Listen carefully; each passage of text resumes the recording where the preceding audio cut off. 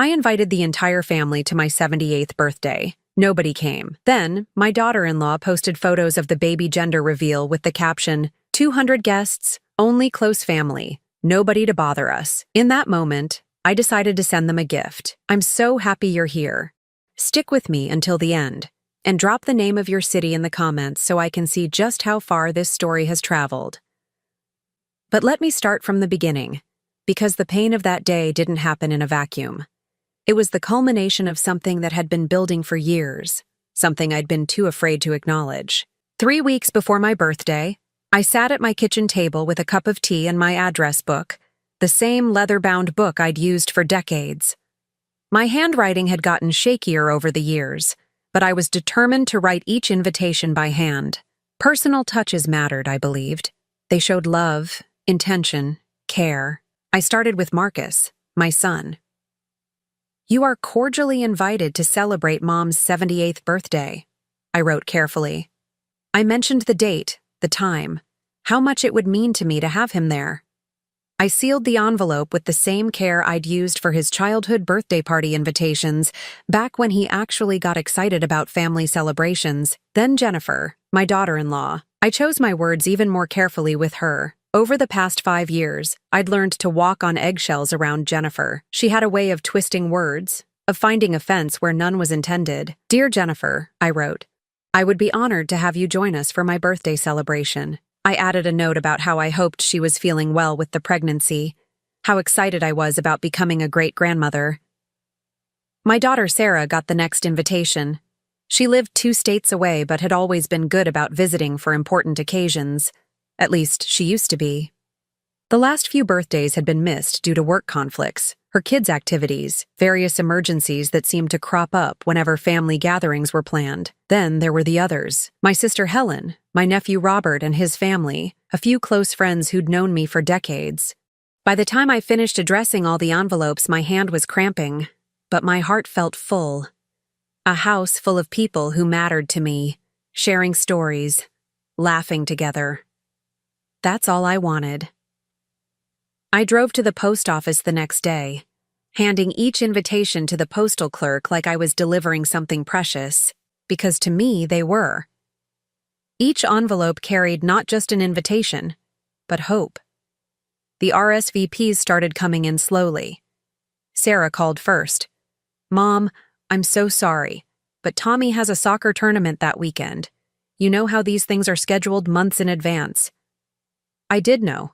I'd attended plenty of Tommy's games when he was younger, before the 2-state distance became an excuse for everything. Helen's response came via her daughter. Aunt Helen wasn't feeling well, nothing serious, just thought it best to stay home and rest. My nephew Robert texted me. Work commitment had come up, couldn't get out of it, maybe next time. But Marcus hadn't responded. Neither had Jennifer. I waited, telling myself they were just busy with the pregnancy and preparations. First babies brought so much excitement, so much planning. I remembered when I was pregnant with Marcus, how Harold and I would spend hours talking about cribs and names, and what kind of parents we wanted to be. Harold had been gone for 12 years now, but I still caught myself setting 2-place settings sometimes, still heard his laugh echoing through the house during quiet moments. He would have loved being a great-grandfather. He would have made sure our son remembered what family meant. A week before the party, I called Marcus directly. Hi, sweetheart, I said when he answered, trying to keep my voice light. I just wanted to confirm about Saturday. I know you've been busy with everything. There was a pause. I could hear Jennifer talking in the background, though I couldn't make out the words. Oh, Mom, Marcus said finally, and something in his tone made my stomach tighten. About Saturday. We might not be able to make it. Might not? I repeated. Jennifer's been having some morning sickness issues, and the doctor said she should avoid stressful situations. Stressful situations. My birthday party was a stressful situation. I gripped the phone tighter. I understand she hasn't been feeling well, but it's just family, Marcus. Just a quiet celebration. She could rest on the couch if she needed to. Mom, you know how these things go. Family gatherings can get overwhelming, especially with her condition. Family gatherings, as if my birthday party was some chaotic circus instead of what I'd planned. A simple afternoon with cake and conversation. Marcus, I've sent invitations to everyone 3 weeks ago. I've been planning this, preparing everything. I know, and we appreciate that, but we have to think about the baby now. The baby. Everything had become about the baby since they'd announced the pregnancy 4 months ago. Don't stress Jennifer. Don't upset Jennifer. Think about the baby. As if my presence, my very existence, was somehow harmful to my future great-grandchild. Of course, I heard myself saying. The baby comes first. I understand. But I didn't understand. I didn't understand how wanting to celebrate another year of life with my family had become an imposition. I didn't understand how my son, who used to call me every Sunday without fail, now spoke to me like I was a burden he had to manage. After I hung up, I sat in Harold's old chair and stared at the decorations I'd already started putting up. Streamers in my favorite colors, a banner that read, "Happy 78th birthday" in cheerful letters. The cake I'd ordered from the bakery downtown, decorated with pink roses because Harold always said they matched my cheeks when I smiled. Maybe I was being dramatic. Maybe I was expecting too much. Maybe this was just what happened when families grew and changed.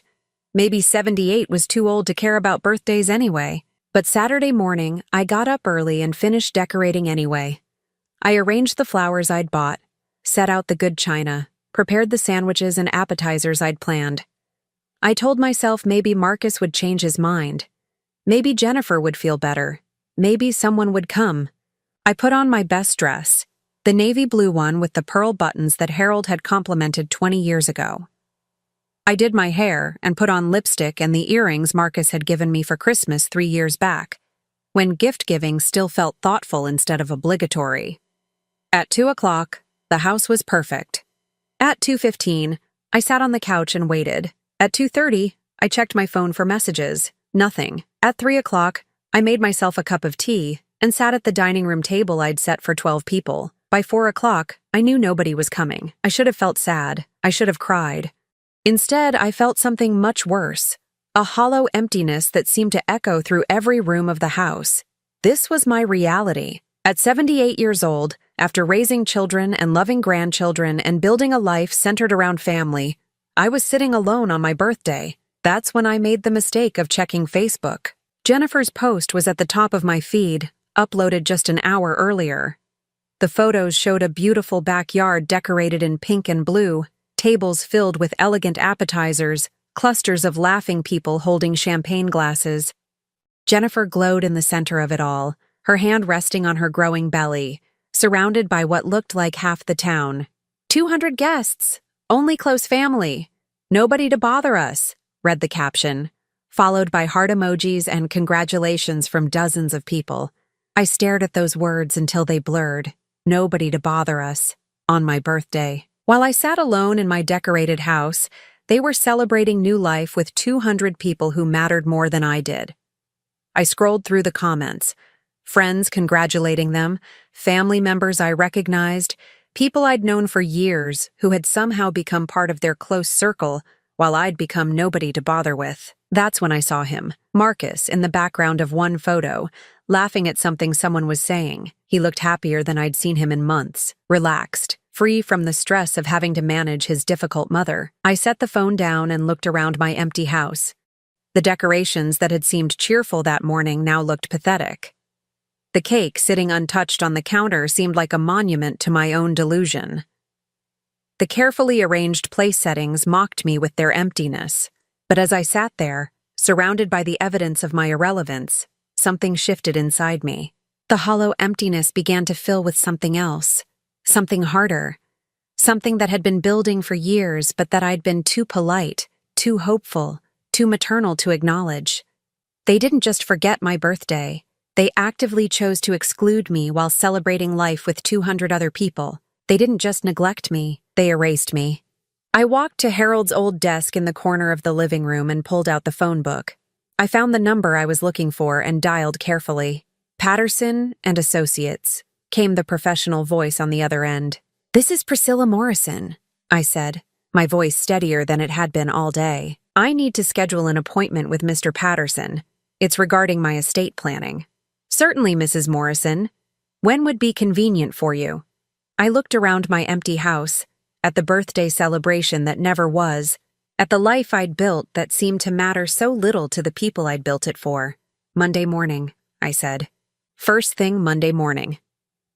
Because sometimes, when people show you exactly who you are to them, the kindest gift you can give them in return is the truth about what that choice will cost them. Sunday morning came gray and quiet.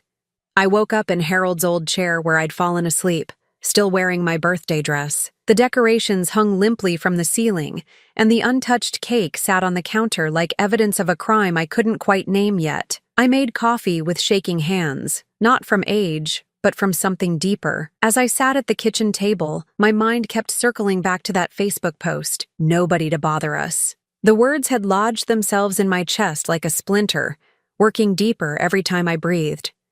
But it wasn't just yesterday. As I stared into my coffee cup, memories began surfacing like photographs developed in a dark room, slowly revealing images I hadn't wanted to see clearly before. Last Christmas. I'd spent weeks knitting a blanket for the baby, tiny stitches in soft yellow yarn because they hadn't revealed the gender yet. I'd wrapped it carefully and driven to Marcus's house on Christmas morning, excited to be part of their holiday tradition.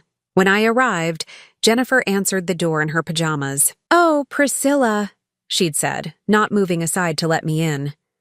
"We're having a quiet Christmas morning. Just the two of us. You know how it is with the pregnancy. I need to avoid overstimulation." Through the window behind her, I could see the living room. 2 coffee cups on the table, presents scattered around the tree, the intimate scene of a couple enjoying their holiday. Alone. Without the overstimulating presence of his mother. "I just wanted to drop this off," I'd said, holding out the carefully wrapped blanket. "I can go right back home."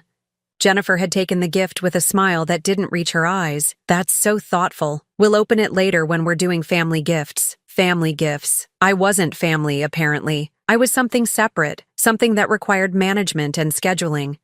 I'd driven home that Christmas morning and spent the day watching old movies, telling myself it was natural for young couples to want privacy during the holidays. New traditions, I'd reasoned. That's how families evolved. But there was more. Easter, when they'd had a dinner party for 12 people, and I'd found out about it through Sarah, who mentioned it casually during a phone call. "It sounded lovely," she'd said. Jennifer posted all those photos of the beautiful table setting. I'd gone to Facebook that night and scrolled through the images. My son carving ham at the head of a table I'd never seen, surrounded by Jennifer's college friends, her book club, people from their neighborhood, all these relationships that had somehow become more important than the woman who'd raised him. The 4th of July barbecue I'd heard about secondhand from my neighbor, who mentioned seeing Marcus at the hardware store buying supplies for their party. When I'd called to ask about it, he'd said it was just a small thing, very last minute. You know how it is. But I'd driven by that evening unable to help myself. Their backyard had been full of people, string lights twinkling between the trees, laughter carrying over the fence. I'd sat in my car at the end of the street, watching my son flip burgers for what looked like half the neighborhood while I ate a microwave dinner alone. Each memory brought another, like pulling a thread that unraveled an entire tapestry I'd woven in my mind about what my relationship with my son actually was. The time Jennifer had mentioned needing help with wedding planning for her cousin, and I'd offered to assist. "Oh, that's sweet," she'd said, "but we've already got it handled. These young people today, they have such specific ideas about how they want things done." The time Marcus had casually mentioned they were looking at new cars, and I'd suggested we could go shopping together, maybe make a day of it like we used to when he was younger. "Thanks, Mom, but Jennifer's got it all researched online. We're probably just going to go straight to the dealer." The time I'd offered to help paint the nursery, excited to be part of preparing for my first great-grandchild. "We've actually hired someone," Jennifer had said. "Professional painters, you know. We want it done right." Each offer to help, each attempt to be included had been politely deflected, always with an excuse that sounded reasonable on the surface, but carried the same underlying message. "We don't need you. We don't want you. You're not part of this." I'd blamed myself, mostly. I was getting older, maybe more difficult without realizing it. Maybe I was too set in my ways, too eager to be involved. Maybe I needed to give them space to build their own lives. But yesterday had stripped away all those gentle excuses. Yesterday had shown me the truth in stark, unavoidable terms. While I sat alone on my birthday, they were celebrating with 200 people. While I was deemed nobody to bother with, they were surrounded by friends, family, neighbors, acquaintances, anyone except me. The phone rang, startling me from my thoughts.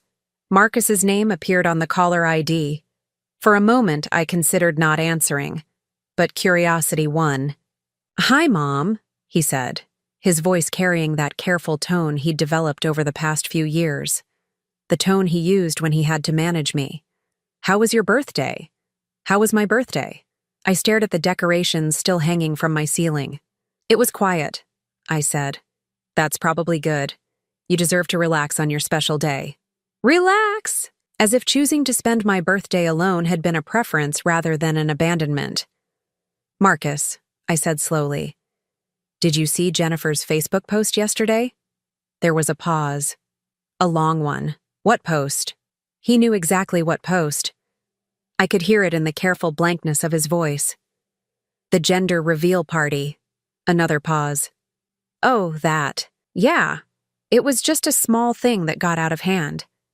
You know how Jennifer is with party planning." "Small thing.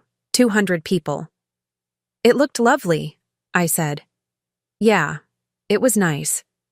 Jennifer was happy. The baby's healthy, which is what matters most." The baby again.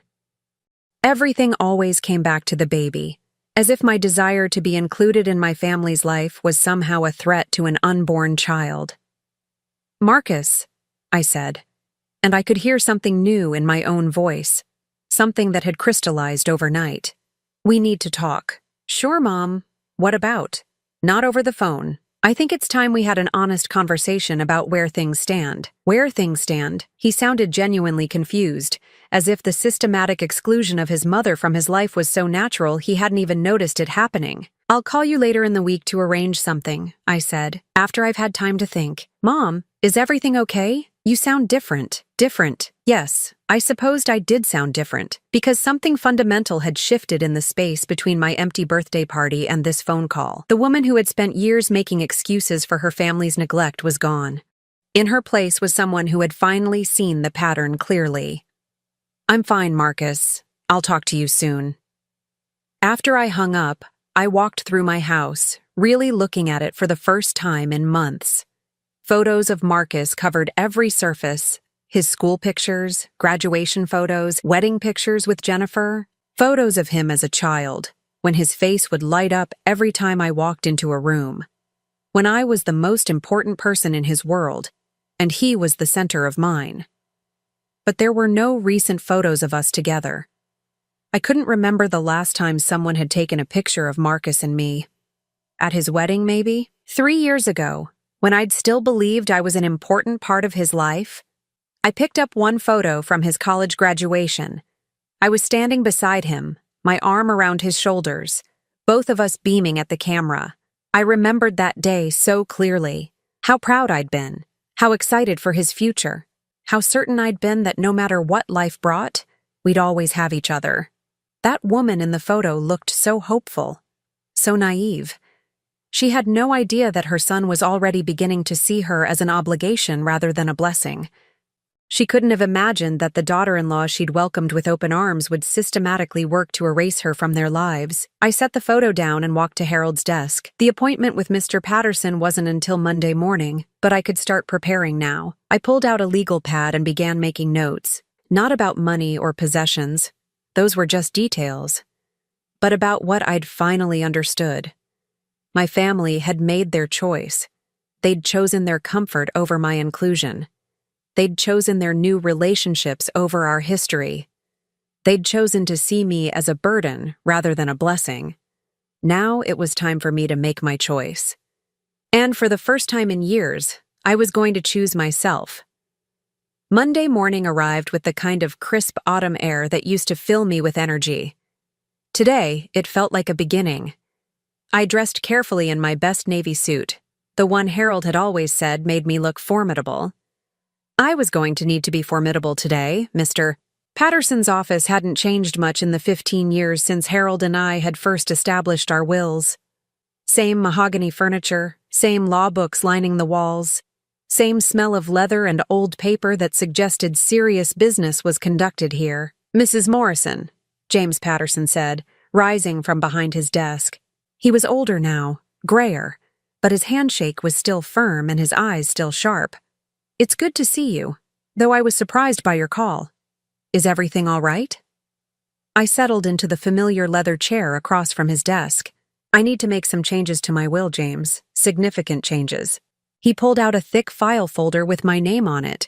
"Of course. What kind of changes are we talking about?" I'd rehearsed this conversation during the sleepless hours of Sunday night, but sitting here now, the words felt heavier than I'd expected. "I want to remove Marcus and Jennifer as beneficiaries." James's pen stopped moving across his notepad. He looked up at me over his reading glasses, the same look he'd given me 15 years ago when I'd insisted on leaving everything to family, despite his gentle suggestions about charitable giving. "That's a substantial change, Priscilla. May I ask what's prompted this decision?" I told him about the birthday party, about the years of exclusion disguised as concern for Jennifer's well-being, about the Facebook post that had finally shown me how little I mattered to the people I'd spent my life loving. James listened without interruption, occasionally making notes. When I finished, he was quiet for a long moment. "I understand you're hurt," he said finally. "Family dynamics can be complicated, especially when new marriages and pregnancies change the established relationships. But these kinds of decisions made in the heat of emotion." "This isn't emotion, James," I interrupted. "This is clarity. For the first time in years, I'm seeing my family situation clearly." He studied me for another moment, then opened my file.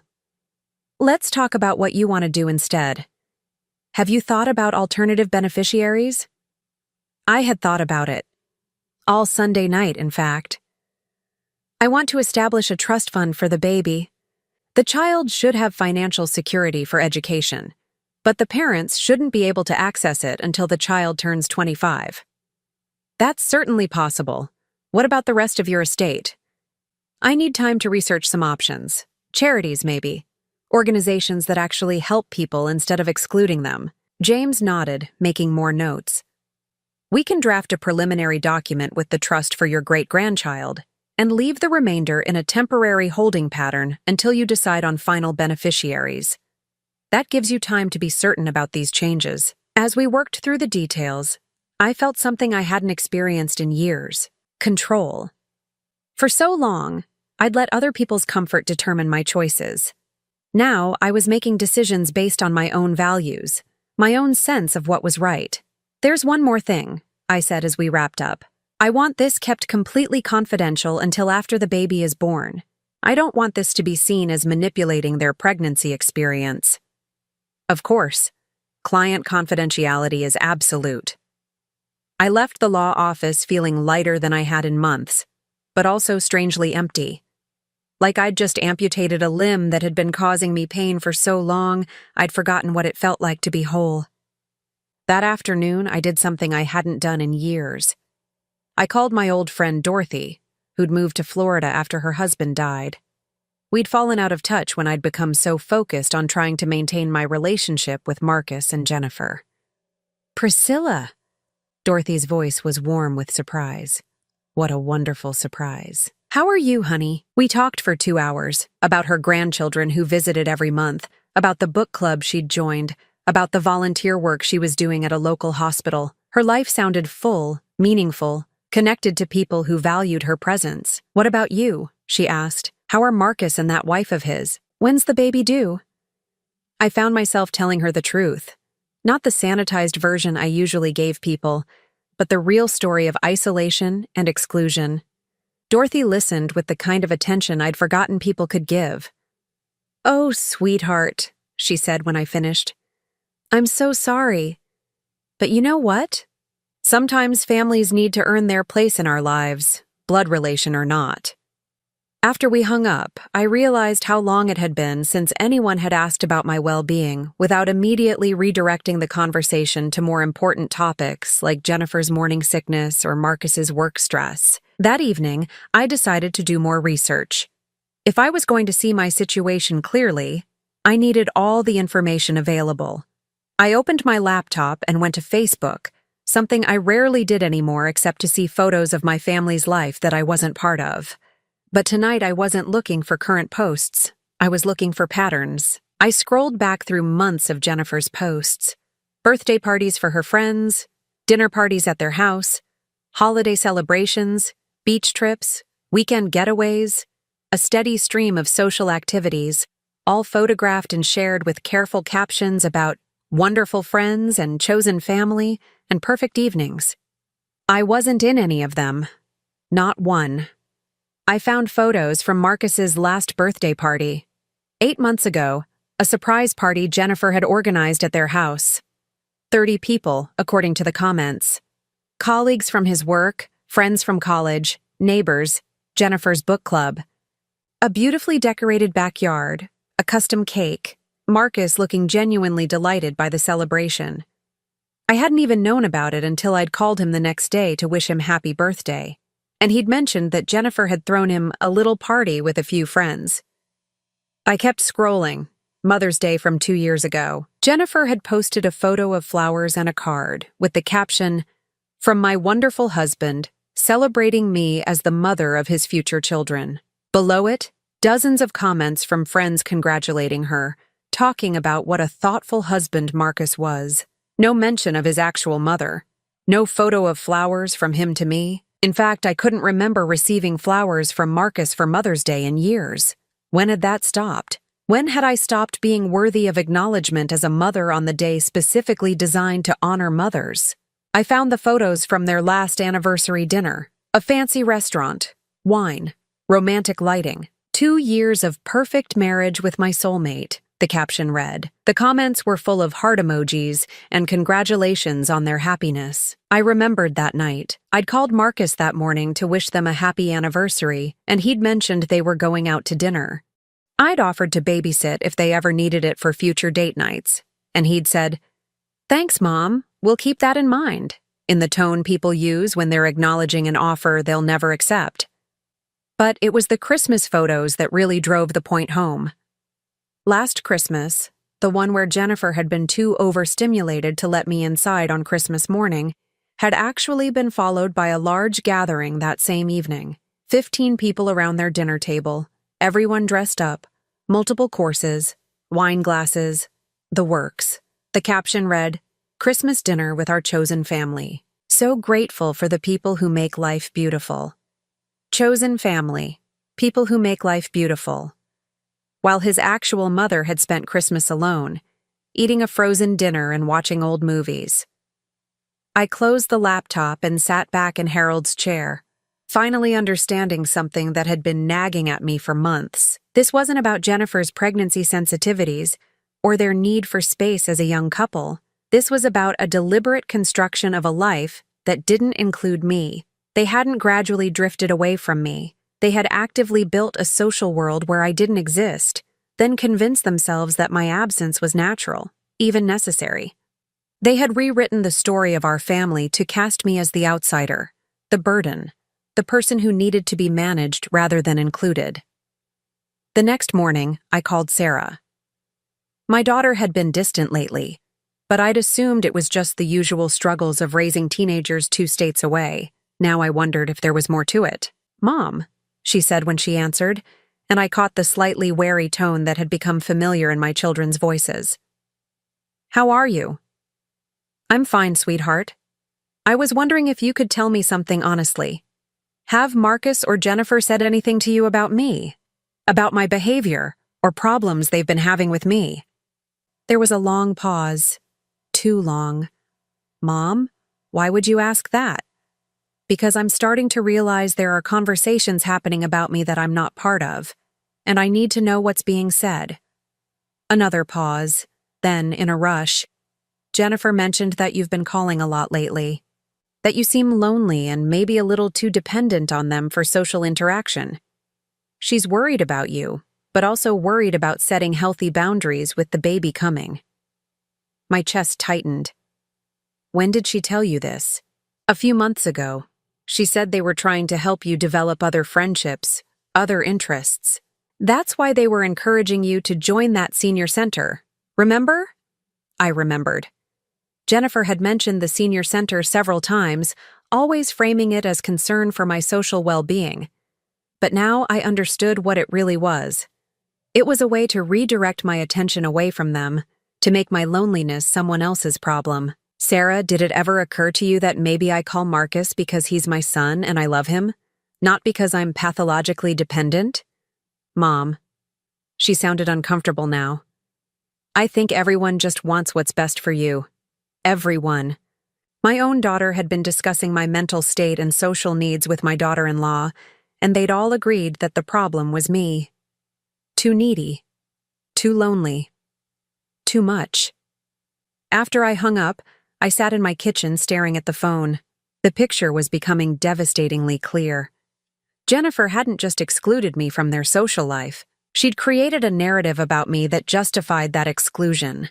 And worse, she'd convinced my own children that this narrative was true. I wasn't just losing my place in my family. I was being erased from it, one conversation at a time. And the people I loved most in the world were helping it happen. The revelation about Sarah's conversation with Jennifer left me sleepless for 3 nights. I kept replaying her words. Jennifer mentioned that you've been calling a lot lately, as if my weekly calls to my own son were evidence of some psychological deficiency rather than normal maternal affection. By Thursday, I'd made a decision. I needed to know exactly how deep this narrative went, and who else had been convinced that I was the problem in this family dynamic. I started with my sister Helen. We'd always been close, though we'd seen less of each other since Harold died. I called her under the pretense of checking on her health after she'd missed my birthday. "Oh, Priscilla," she said, her voice carrying that careful tone I was starting to recognize. "I'm feeling much better. Marcus called to check on me, actually. Such a thoughtful boy." Marcus had called her. My son had called my sister to check on her health, but hadn't bothered to show up for my birthday. "That was nice of him," I said carefully. "He mentioned he was worried about you, though. Said you seemed to be having a hard time adjusting to their new life stage. He asked if I thought you might benefit from some professional help, maybe counseling to deal with the transition to becoming a great-grandmother." My hands tightened on the phone. Professional help. Marcus was discussing my mental health with my sister, suggesting I needed therapy because I wanted to be part of my family's life. "What did you tell him?" I asked. "Well," I said, "transitions can be difficult for everyone, but that you've always been resilient. Though I did mention that you've seemed a bit more focused on them lately, maybe a little too invested in their decisions. Too invested in my own son's life, in my first great-grandchild. The people I'd dedicated my entire adult life to loving and supporting." After I hung up, I called my nephew Robert. Same story, different details. Jennifer had reached out to him months ago, expressing concern about my emotional well-being and asking if family members had noticed any changes in my behavior. She'd painted herself as the caring daughter-in-law trying to help her husband manage his increasingly needy mother. The picture was becoming crystal clear now. This wasn't accidental exclusion or natural family evolution.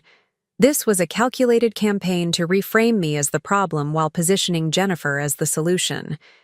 She'd systematically contacted my family members, planting seeds of concern about my mental state and dependency. She'd created a narrative where my desire for inclusion became evidence of instability, and my normal expressions of love became symptoms of unhealthy attachment. And it had worked. My own family now saw me through the lens Jennifer had created for them. Every phone call, every invitation, every attempt to be part of their lives was interpreted as further proof that I was too needy, too dependent, too much to handle during this delicate time. That Friday afternoon, I drove to the library and spent 3 hours researching something I'd never thought I'd need to understand: emotional manipulation and family alienation. The books described patterns I recognized immediately. The gradual isolation, the reframing of normal behavior as problematic, the recruitment of others to validate the new narrative. It was textbook psychological manipulation, and I'd been living in the middle of it for 2 years without recognizing what was happening. But now I knew, and now I could plan accordingly. I called Mr. Patterson and scheduled another appointment. This time, I had specific instructions about how I wanted my estate structured. I want the trust for my great-grandchild to be substantial, I told him when we met the following Monday. Enough to ensure a complete college education and a solid start in adult life. But I want specific conditions attached. James took notes as I outlined my requirements.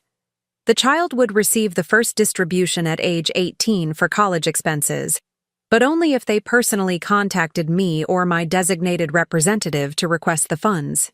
No parental intermediaries allowed. The second distribution would come at age 25, again requiring direct contact and a personal meeting if I was still alive. I want the child to know that this money came from their great-grandmother who loved them before they were born, I explained. But I also want them to understand why their parents couldn't access these funds. What about the rest of your estate? James asked. I'd spent the weekend researching charitable organizations, particularly those focused on elderly care and family support services. I want to establish a foundation, I said. Something that helps elderly people who've been isolated or abandoned by their families. There are more of us than people realize, James nodded approvingly. That's a meaningful legacy, Priscilla. Though I have to ask, are you certain about excluding Marcus entirely? Sometimes family relationships can be repaired. I thought about that question for a long time. James, if Marcus ever comes to understand what he's allowed to happen and genuinely wants to rebuild our relationship, he won't need my money to do it. And if he doesn't understand, then he doesn't deserve to benefit from the life I built while he was systematically excluding me from his. Over the next few weeks, I began making other changes too. I stopped calling Marcus weekly, curious to see if he would notice or reach out on his own. He didn't. I stopped sending Jennifer the pregnancy articles I'd been clipping from magazines, the little gifts I'd been dropping off when I went shopping and saw something for the baby. I pulled back completely from their lives and waited to see if they would notice the absence of the woman they'd painted as too needy and too present. They didn't notice. If anything, my absence seemed to relieve them. No more obligation to manage my feelings or work around my supposed emotional instability. But I wasn't just pulling back. I was also building something new.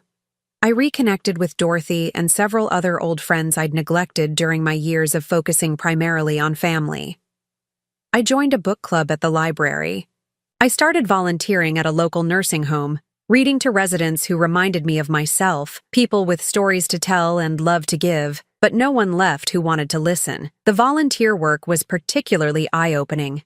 I met dozens of women like me, mothers and grandmothers who'd been shuffled aside by busy adult children who saw them as burdens rather than blessings. Their stories varied in details but followed the same pattern.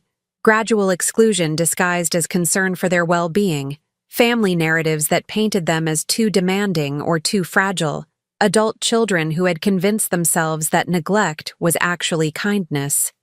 "The hardest part," said Margaret, a 75-year-old former teacher whose daughter lived 10 minutes away but visited twice a year, "is that they really believe they're doing the right thing. They've convinced themselves that we're better off being handled rather than included." That phrase stuck with me. Handled rather than included.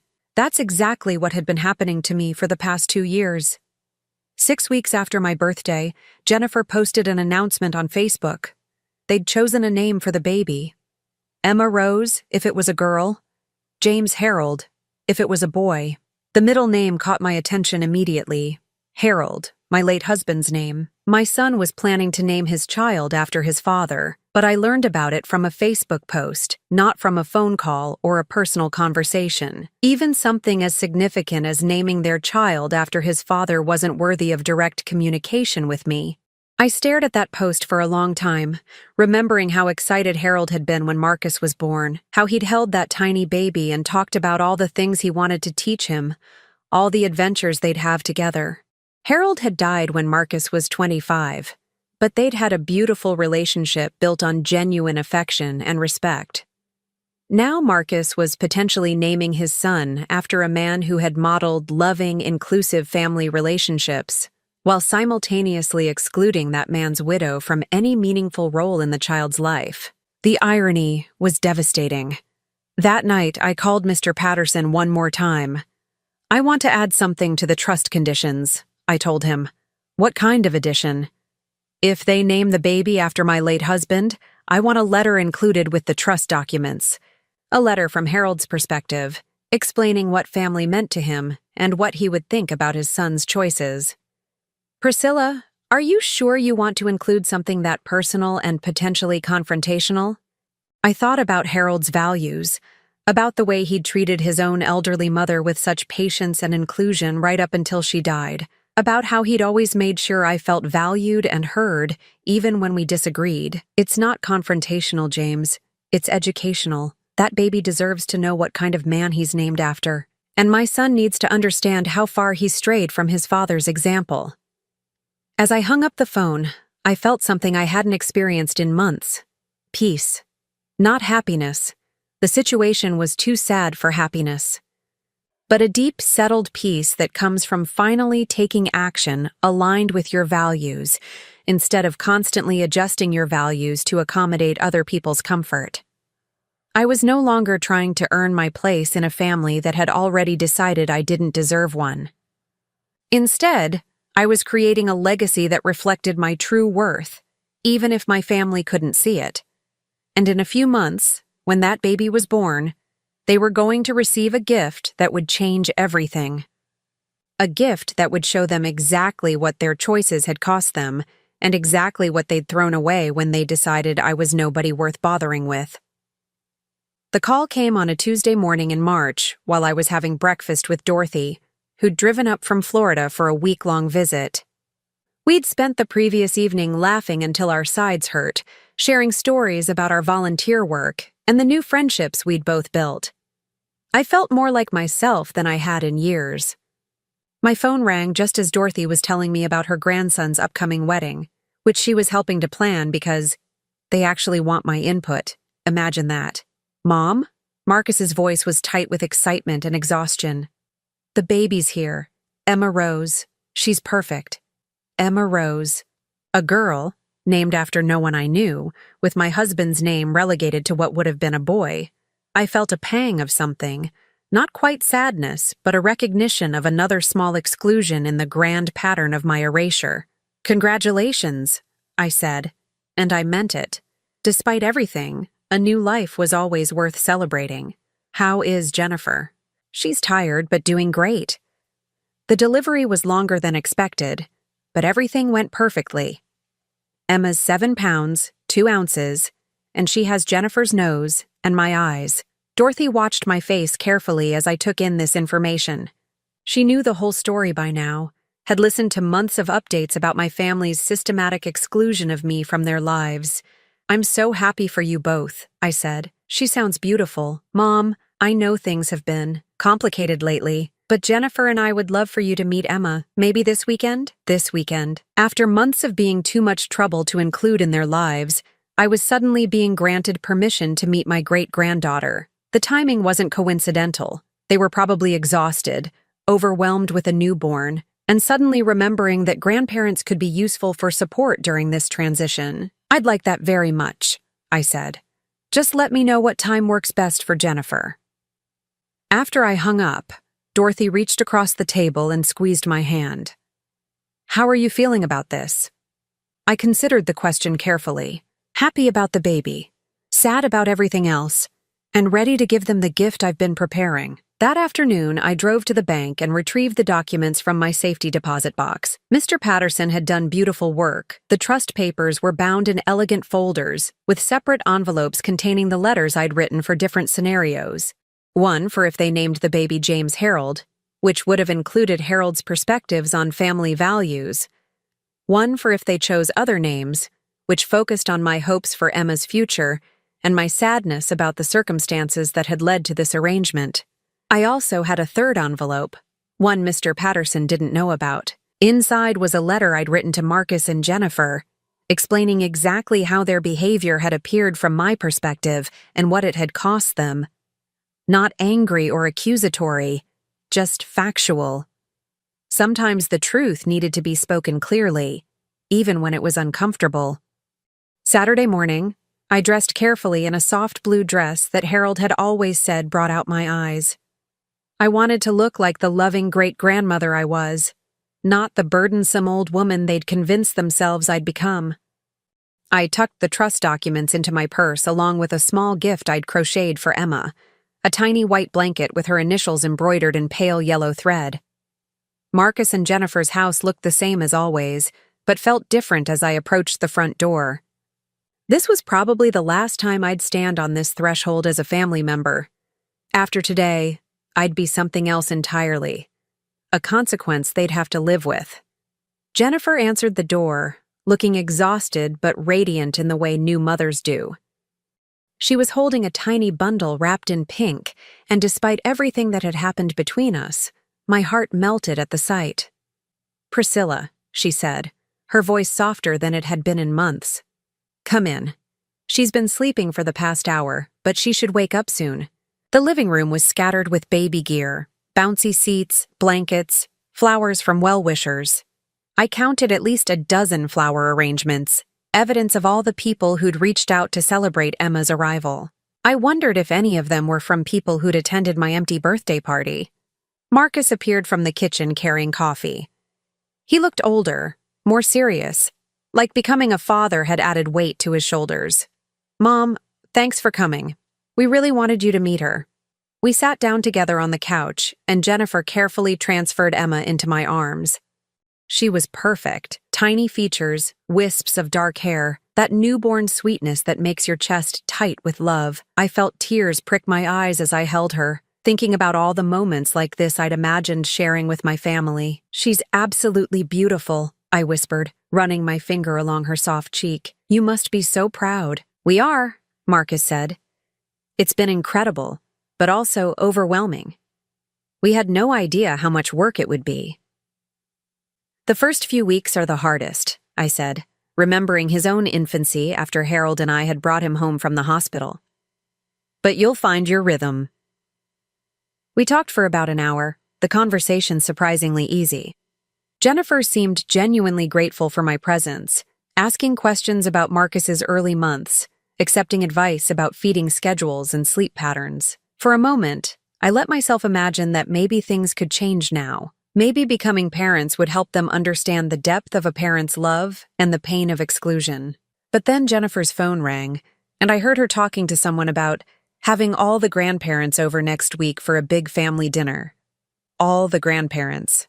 Jennifer's parents, who lived across town and had apparently been regular fixtures throughout the pregnancy and delivery.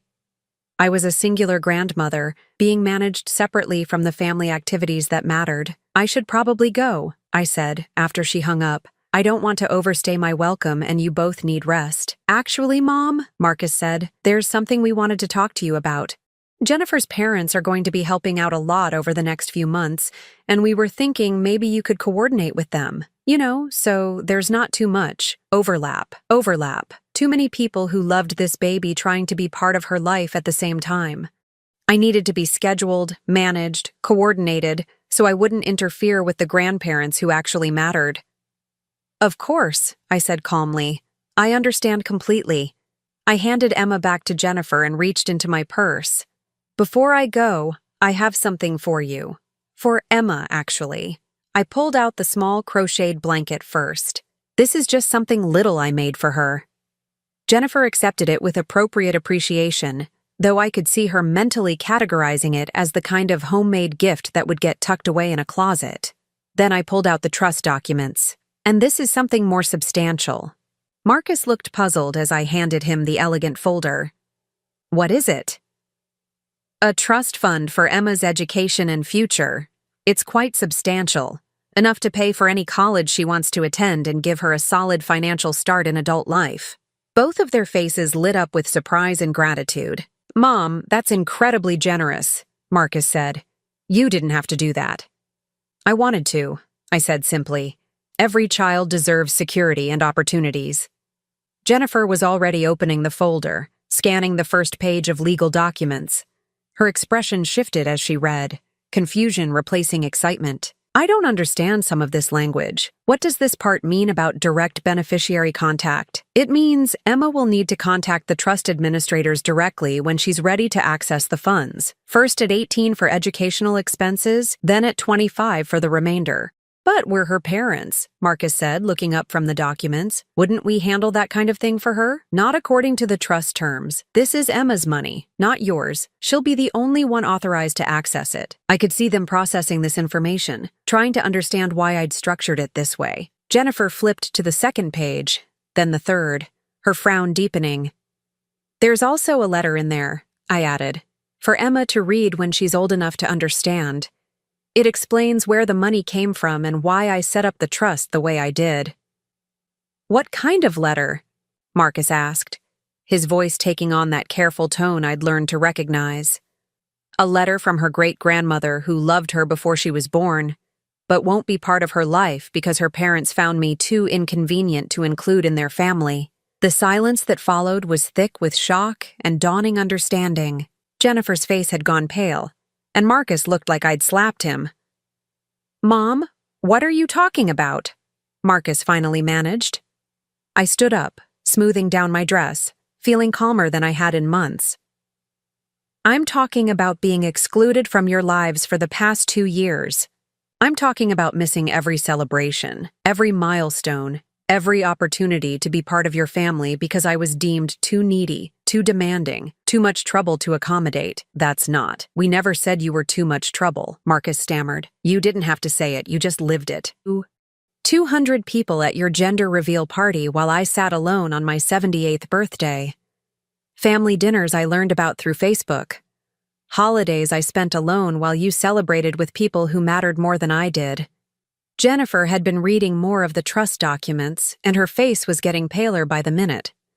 "There's more money here than I expected," she said quietly. "Much more. That trust represents about 40% of my total estate. The rest is going to charities that help elderly people who've been abandoned by their families. It turns out there are quite a few of us." Marcus stood up abruptly. "Mom, if you're upset about feeling left out, we can talk about that. We can fix this. But changing your will, setting up trusts behind our backs." "I'm not changing my will behind your backs," I said calmly. "I'm changing it in front of your faces. Right now. This is me telling you exactly what your choices have cost you." The room fell silent, except for Emma's soft breathing. She slept peacefully through this conversation that was reshaping her entire future, unaware that her great-grandmother was ensuring she'd have opportunities her parents would never be able to provide. "This is emotional blackmail," Jennifer said finally, her voice tight with anger. I looked at her directly for the first time in the conversation. "No, Jennifer. Emotional blackmail is what you've been doing to me for 2 years, convincing my family that I'm mentally unstable because I want to be included in my son's life, painting me as needy and demanding when all I've ever done is love you both unconditionally. This isn't blackmail. This is consequences." I picked up my purse and walked toward the door. Marcus followed me, his face stricken. "Mom, please, don't leave like this. We can work this out." I turned back to look at him one last time, this son I'd raised and loved and sacrificed for, who had somehow learned to see my love as a burden instead of a gift. "Marcus, you're going to be an excellent father, but you've forgotten how to be a good son. Maybe someday Emma will teach you the difference."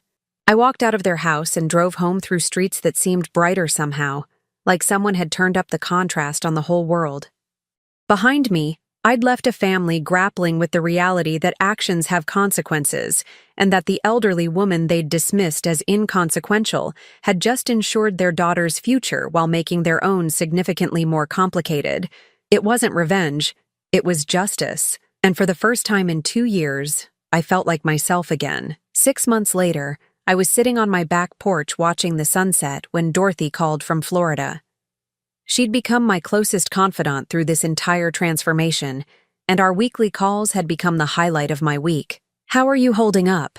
she asked, her voice warm with genuine concern. I considered the question while watching a pair of cardinals build their nest in Harold's favorite oak tree. "I'm more at peace than I've been in years," I said, and realized I truly meant it. The months following Emma's birth had been difficult in ways I'd expected and liberating in ways I hadn't. Marcus had called 17 times in the first week after I'd delivered the trust documents.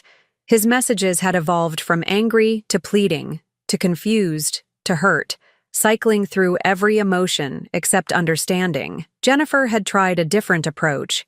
She'd shown up at my door 3 weeks later with Emma in her carrier, clearly hoping that seeing the baby would soften my resolve. We'd sat in my living room for an hour, Emma sleeping peacefully between us, while Jennifer explained how much they appreciated my generosity but wished I'd consulted them about the trust structure. "It feels like you don't trust us to make good decisions for our daughter," she'd said, her voice carrying that practiced tone of reasonable concern I'd learned to recognize. "Jennifer," I'd replied calmly, "for 2 years, you've systematically excluded me from every important moment in your lives. You've convinced my family that I'm mentally unstable for wanting to be part of my son's life. You've treated my love as an inconvenience and my presence as a burden. Now you want me to trust you with decisions about my money?" She'd left 20 minutes later, and I hadn't seen them since. Sarah had called too, her voice tight with confusion and something that might have been accusation. "Mom, Marcus told me what you did with your will. He's devastated.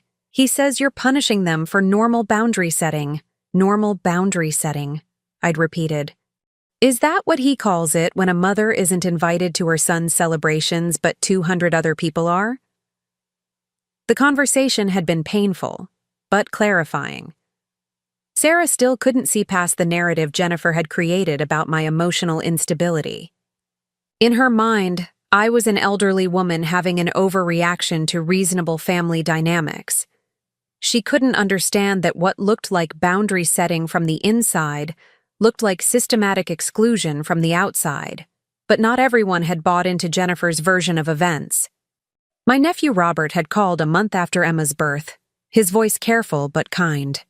"Aunt Priscilla, I've been thinking about our conversation a few months back, about Marcus asking if I thought you needed professional help. I realize now how that must have sounded to you. It sounded like my family was discussing my mental health behind my back instead of including me in their lives," I'd said. "Yeah, I can see that now. And I want you to know, I never really believed there was anything wrong with you. You've always seemed pretty sharp to me. I think maybe some people just got caught up in, I don't know, protecting Jennifer or something." That conversation had meant more to me than Robert probably realized. It was the first acknowledgement from anyone in my family that maybe, just maybe, I hadn't been the problem after all. The volunteer work at the nursing home had become my anchor during those difficult months. Every week, I met with residents who'd been shuffled aside by busy adult children, and I heard my own story reflected in dozens of variations. But I also met their families sometimes, and I began to understand something important. Most of the adult children weren't malicious. They were overwhelmed, focused on their own immediate families, caught up in the daily pressures of careers and mortgages and raising children. They'd convinced themselves that their parents were better off being cared for rather than included, that professional care was more important than emotional connection. They weren't evil. They were just wrong. And sometimes, like with Marcus and Jennifer, they'd built entire narratives to justify choices that were more about their convenience than their parents' well-being. Understanding this had helped ease some of the anger I'd carried. I was still sad about losing my place in my family, but I was no longer consumed by rage about their choices. They'd made decisions that felt right to them at the time. Now they'd have to live with the consequences. "Have you heard anything about how they're doing?" Dorothy asked, pulling me back to the present conversation. "A little," I said. "Helen mentioned that Marcus is struggling with the reality of new parenthood. Apparently, Jennifer's parents have been less helpful than expected, too busy with their own lives to provide the constant support Marcus thought they'd offer. I'd heard through family channels that Jennifer's mother had gone back to work full-time after a brief maternity leave visit, and her father was dealing with his own health issues. The grandparents who were supposed to be so much more present than me had turned out to have their own limitations and priorities. And Jennifer's been asking other family members if they think you might be willing to reconcile," I continued. "But only on their terms, of course. She wants me to acknowledge that I overreacted and apologize for setting up Emma's trust without consulting them." "Are you tempted?" Dorothy asked. I thought about Emma, about the granddaughter I'd held once and might never hold again. The loss of that relationship was the hardest part of all this, but I also thought about the woman I'd become over the past months, stronger, clearer about my own worth, surrounded by people who valued my presence instead of merely tolerating it. "No," I said finally. "I miss Emma terribly, but I won't go back to being treated like a burden who should be grateful for scraps of attention. If they ever genuinely understand what they did wrong and want to build a real relationship based on mutual respect, I'm open to that conversation. But I won't apologize for refusing to accept crumbs when I deserved a place at the table." The sun was setting now, painting the sky in shades of pink and gold that reminded me of the evening Harold had died in our bedroom upstairs. He'd been unconscious by then, but I'd held his hand and told him about my day, about Marcus's visit earlier that week, about the roses blooming in our garden. "I think you'd be proud of me," I whispered to him sometimes during these quiet evening moments. "I finally learned to value myself the way you always did." My new life had unexpected richness. The book club at the library had introduced me to novels I never would have chosen on my own. The nursing home visits had connected me with fascinating people. A former opera singer who regaled us with stories from her touring days. A retired professor who was writing a memoir about teaching during the civil rights era. A grandmother who was crocheting blankets for every great-grandchild she'd never been allowed to meet. I'd also reconnected with college friends I hadn't spoken to in decades. Technology, which had once seemed intimidating, had become a bridge to relationships that had been dormant for years. My social calendar was fuller now than it had been when I was desperately trying to maintain my place in Marcus's life. "You know what's funny?" I told Dorothy. "I spent 2 years feeling lonely and excluded, thinking something was wrong with me because my family didn't seem to want me around. Now I realize I wasn't lonely because I was deficient. I was lonely because I was surrounding myself with people who didn't value me. And now I'm surrounded by people who actually want to spend time with me. Not because they need something from me, not because they're obligated to include me, but because they enjoy my company. It's revolutionary." 3 weeks later, I got a call from Mr. Patterson's office. Emma had reached 6 months old, which triggered a provision in the trust that required an annual update to the beneficiary file. This included a current photo and a brief report on her development, information that would be archived for Emma to review someday when she was old enough to understand her inheritance. "The trust administrators will need to collect this information directly from the parents," Mr. Patterson's assistant explained. "They'll need to arrange a meeting to complete the documentation." I smiled, thinking about Marcus and Jennifer having to sit across from legal professionals and explain why the trust beneficiary's great-grandmother wasn't part of the family meetings. They'd have to confront, at least annually, the reality that their choices had consequences that extended far beyond their immediate comfort. That evening, I was writing in the journal I'd started keeping when Margaret from the nursing home called.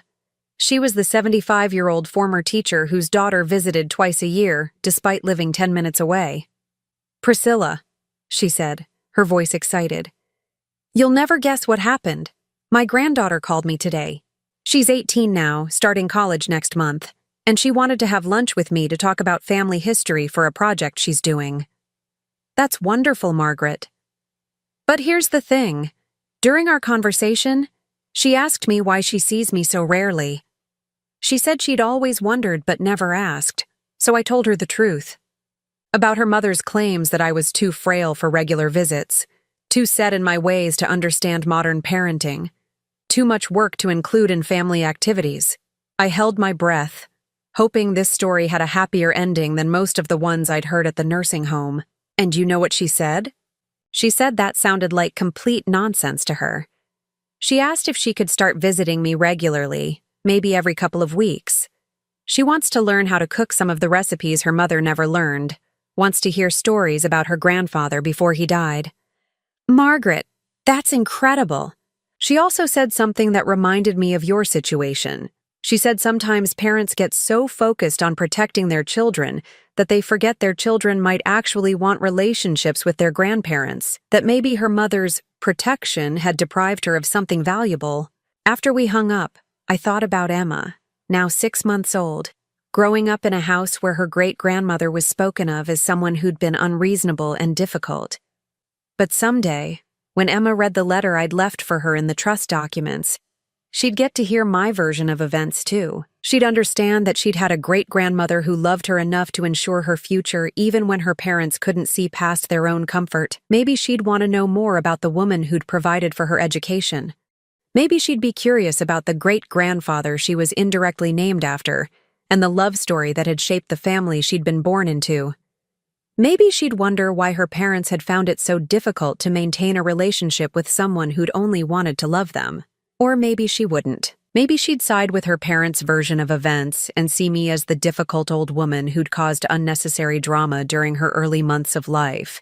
Either way, she'd have choices: financial security, educational opportunities, and access to information that would let her make her own decisions about family relationships. That was the gift I'd really given her. Not just money, but autonomy. As I prepared for bed that night, I realized something had fundamentally shifted in how I saw my own life. For years, I'd measured my worth through other people's treatment of me. If my family included me, I felt valuable. If they excluded me, I felt worthless. Now I understood that my worth was inherent, not dependent on external validation. I was valuable because I chose to be generous, kind, and loving, not because other people recognized those qualities in me. The house was quiet as I turned off the lights, but it wasn't the desperate quiet of loneliness I'd lived with for so long. It was the peaceful quiet of contentment. Tomorrow I'd have lunch with Dorothy's daughter, who was visiting from California and had asked specifically to meet me. Tomorrow evening, I'd attend a concert with my book club friends. This weekend, I'd help Margaret prepare for her granddaughter's first cooking lesson. My life was full in ways I'd never imagined when I was fighting so hard to maintain my place in a family that didn't want me there. I'd lost my son and daughter-in-law, maybe permanently, but I'd found myself.